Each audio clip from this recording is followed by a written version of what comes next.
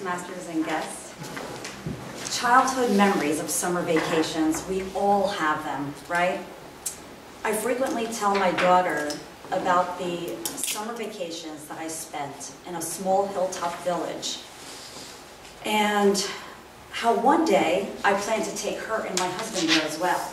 But I've decided recently to hold off, and I'll share why later on in my story. But you see, my parents were born in a small hilltop village in Abruzzo, Italy. And when they were young, they decided to come to this country for a better life. And being that we don't have many relatives living in this country, every summer, when school ended, we decided to spend all of our summers in the village that they grew up in. And my parents were actually next door neighbors, believe it or not. Yes, next door neighbors. And they would bring us back to this small village so that we could spend time with our cousins, aunts, and uncles. And it was wonderful because the city, or actually I should say small village, was very vibrant in the summer. Lots of tourists, lots of children, my relatives were all there. Beautiful flowers growing everywhere. I remember waking up in the morning and smelling fresh bread coming from the forno, and that's where they bake bread. Not only that, but my favorite thing to eat for breakfast was not a croissant, but a thinly sliced pizza with thin sliced potatoes with rosemary and salt. So delicious.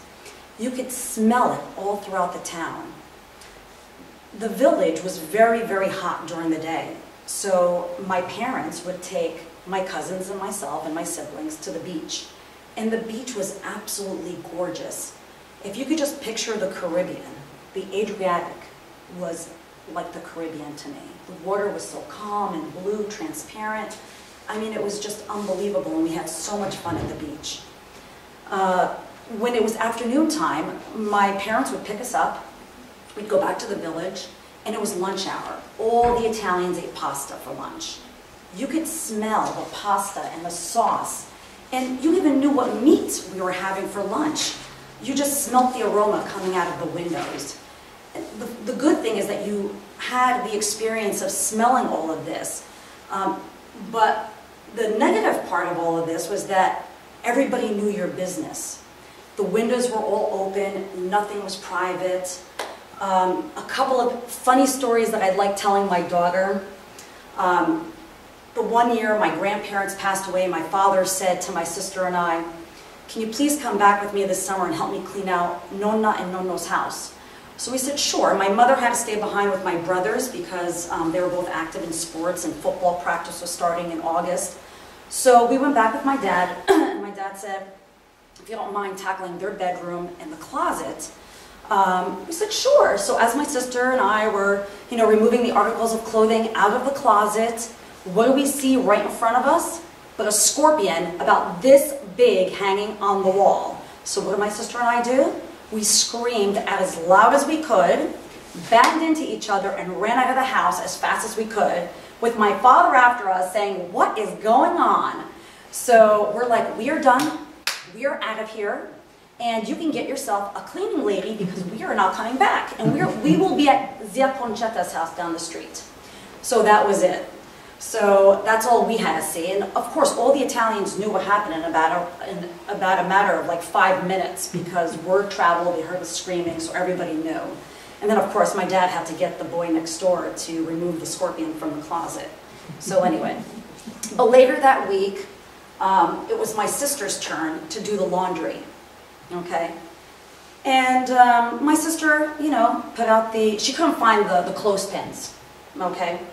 So she just decided to hang our undergarments and our shorts and our t-shirts on the line without clothespins, which is fine during the day because these hilltop villages got very, very hot. That's why we were at the beach. But in the evenings, you could hear the wind picking up and howling through the buildings or the homes, and everybody wore heavy jackets in the evening. One night we were, sitting at the table, and my sister says, "Oh no." And I'm like, "What's wrong?" She goes, "The clothes, they're outside." And I'm like, "That's fine, we'll just get them tomorrow." She goes, "No, you don't understand. I didn't put clothespins on the clothes." And we both ran to the window, and our clothing were gone. So some of our clothing were found on the rooftops of the different homes, but our lighter clothing, if you know what I mean, were found on the street behind the home. So when my dad woke up that morning, the neighbors brought over our clothing to my dad and said, "Does this belong to your daughters?" So let me just tell you, my dad was completely embarrassed and told us that that could be the last time that we come to the village with him. So that, you know, but he forgave us and we came back, you know, year after year. But my sister decided to come back or return just last year because of my cousin's wedding, and I couldn't go. And she said it was so sad because there was no one there. No children, it was just the elderly, no flowers. It looked like the land that time forgot. And she said, do yourself a favor, don't bring Julia, don't bring Glenn. You know, wait until the town turns around or someone, you know, comes back and puts life back into this town. And it kind of made me sad because I said I wanted my daughter to see what I saw, what I experienced, the smells, you know, the aroma. You know, the beach is probably still the same, but the town is so different now that, you know, I'm just hoping that someone will come back and bring life to the town. But, you know, that's pretty much it. Thank you for listening to my story.